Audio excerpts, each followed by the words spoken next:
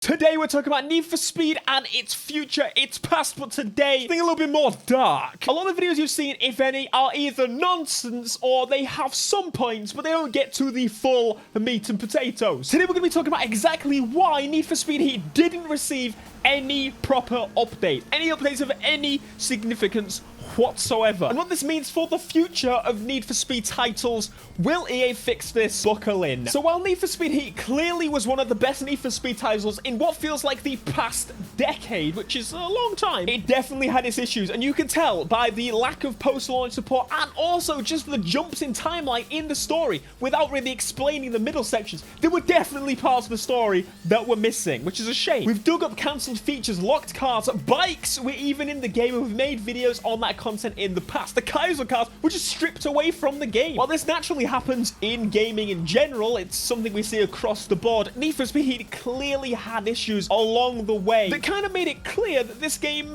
EA wasn't fully behind. Now, after the announcement of the closure of Ghost, I was contacted by some Ghost employees, and they told me some details that, of course, I'm going to share with you. Of course, they want to keep confidential, so I'm going to dance around a little bit. And they made me aware of all the timings and the absolute show that was about to unfold. Ultimately, most of the developers for Need for Speed Heat were found out weeks just before they actually closed. If not, on the day, some people properly only just registered that they were either going to lose their jobs because they can't move to another place in Europe that might not speak the damn language that I'm not even going to get into that. A lot of them got thrown around to other EA studios to work on, for example, Battlefield and other DICE projects, which is the closest developer to them. It makes sense. Like, why would I move to England from Sweden when I can stay in Sweden, just go to a different EA studio? But it was pretty obvious that this was going to happen because of the shelved content throughout the development of the game. A lot of these people already knew it was coming. You can kind of sense it. And I feel like in the gaming industry, this happens way too often, this exact same thing. And you know for a fact that they're used to it. And that's not good. The lack of post-launch support was not supposed to be a thing. There was supposed to be so much support in this game that we would have too much content to play. They plan to have new cars, obviously, but we only ended up with one technically new car. One was a convertible car that was already in the game. We're supposed to get bikes. We spoke about the Kaiser car stripped from the game. We're supposed to get new features focused on the crews that were in the game. The crews were going to be such a huge feature that clearly didn't happen to be. It ended up being pretty basic. The aim, in fact, was actually to have more post-launch support than Need for Speed 2015, which was insane in terms of support. The fact they added manual transmission as an update, I still can't believe to this day. But clearly, that didn't happen. And so you ask, what was the reason? Why? Well, my friends, Need for Speed Payback. We all know about Need for Speed Payback's massive issue with microtransactions. It was a big thing at EA in general at that time. We're not just talking Need for Speed, and this is a significant thing because Battlefront took the most of the brunt, the hugest amount of the brunt, because it was the big game. That year we had Battlefield and Need for Speed in the same Battlefront in the same year. While Payback's microtransactions were very obviously not good, it was overshadowed by Battlefront's microtransactions. That got so much flame and fire from the gaming media and the players that Need for Speed almost seemed irrelevant, but they still fixed it, and I think they fixed it quicker than they did Battlefront. Microtransactions are almost never a developer's choice. The publisher, clearly, especially when it comes to EA and Ubisoft and all, they want the monies, okay? They have to bring back the budgets that they gave to these studios. They have to organize the money back. No developer wants to put microtransactions, and especially against performance parts in a bloody game. It's so obvious when games get similar microtransactions all at once. Remember the seasons thing in The Crew 2? Well, the exact same copy-paste looking seasons is available in basically all Ubisoft games. The one I checked out was Watch Dogs. Yeah, it's in there because across the games, they need the games to make post-launch money. But there is a balance to this. I understand because games are more expensive, blah, blah, blah. But if you give us updates in hand for the microtransactions, as long as they're not like messing up the flow of the game, they make sense. Like tiny cosmetics and things like that to fund proper actual content updates, that's always good. But time and time again from EA, this keeps happening. EA has to blame someone, and I think it's pretty obvious. For example, go all the way back to Black Box. They made them crunch, just like they are on Battlefield. They made them crunch to the point where they made the Run, Skate, and continued building up Need for Speed World at the same time. How the hell did they manage to get all those games on? I will never know. But they had some issues with that. The sales weren't great on most of them. Surprise, surprise. Goodbye, says EA. You know that game, SimCity? You know, I actually had fun on SimCity, to be fair. City building game, if you didn't know. And it was big. Everyone's super excited about it coming back again. The problem with that game is they had always online servers integrated. You think the developer wanted to do that? You think Maxis wanted to do that? No, they did not. So, of course, what happens?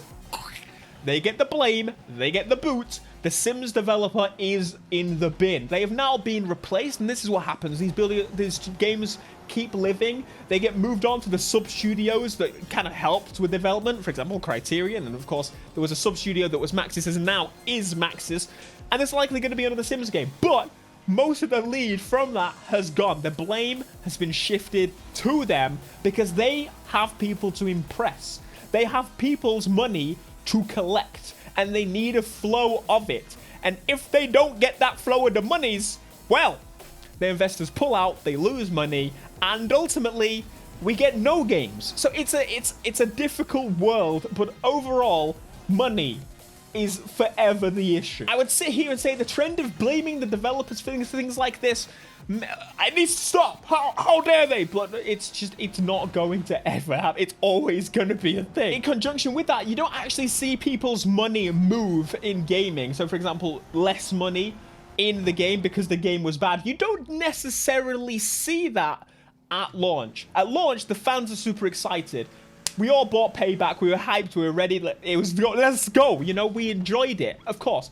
But there were issues. The issue comes when it comes to the next game. And that's where you go, well, we know for a fact now, because this has happened so long, that the next game is always affected by the bad sales and the bad media and the bad PR and the bad reviews of the previous game. Well, you remember when Need for Speed Heat tweeted, or Need for Speed themselves tweeted, that Need for Speed Heat was the most players they've ever had on a Need for Speed at launch ever? Well, it was already way too late. They'd already given them the boot. This explains the lack of updates, and the last update to the game, which I think was technically the second or third update for the game, being months after, and it was done by Criterion. And of course, I'm gonna say I'm thankful for that. I'm so glad that they gave us an update. They tended to always do the updates anyway, so why they couldn't anyway, I do not know. But the good news, I don't want to end it on a sour note, is as we know, Battlefield is very close to being out. There was a bit of a delay. Surprise, surprise, crunchy. But that game is almost out, which means Need for Speed is clearly going for it. If you look at the job listings, they're constantly hiring now, and this might not even be for this game. It might be for the next game, because they're building out the studio ready to create an incredible team of creative minds that you know what? I was nervous, I was scared, I was worried, but of course, I'm always excited about anything Need for Speed. I'm putting trust in Criterion. This may be their first game, and I usually give leeway when it's the first game, for example, because for Ghost, like, they had rivals. It's like, it's their first game. They made it in a few months, it feels like. Then we got 2015, and eventually we got Heat. But you've got to remember that some of the developers have come from Ghost, and you've got to remember that Criterion have always been assisting the development of Need for Speed when it was at Ghost. So they know this is not a first-year game. My expectations are going to be higher, I would say, somewhere in between 2015 and Heat. But if they blow my expectations away, I'm going to admit it, you know. I'm excited and nervous, but I hope this means that they're going to do a bigger post-launch than ever, especially with the acquisition of Codemasters. They need to make use of these boys. You got to remember that our audience, say the 20+ age, we're old now. And that's weird to think about, but looking at the age range of Need for Speed fans, the majority seem to be older because we hold on to that love for Most Wanted and Underground. These kids grew up without the accessibility of those consoles, those platforms that we played Need for Speed Underground 2 and Most Wanted on. What? You've got to remember that the people that grew up with Need for Speed today grew up playing Most Wanted 2012 and Need for Speed Rivals. What? No wonder Forza is smashing it. All right, come on, Criterion. Be sure to smash like, subscribe if you are new, and I'll be back again with more Need for Speed stuff ASAP. Until next time, peace.